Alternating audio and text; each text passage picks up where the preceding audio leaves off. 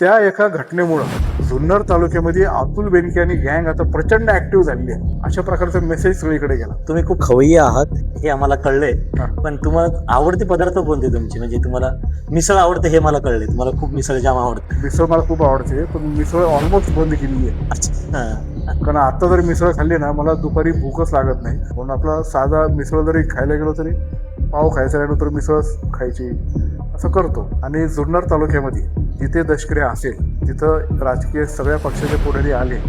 अजूनही त्या गावातली जिथं फेमस मिसळ असेल तिथं सगळे पुढारी मिसळ खाण्यात. तिथं आल्यानंतर नॉन पॉलिटिकल आणि इतर गप्पा खूप चांगल्या रंगतात आजही. पण आपल्या जुन्नर तालुक्यामध्ये ती कटुता नाही आहे. आणि ते चाय पे जशी चर्चा आहे तशी मिसळ पे चर्चा एकदम चांगली होती अशी.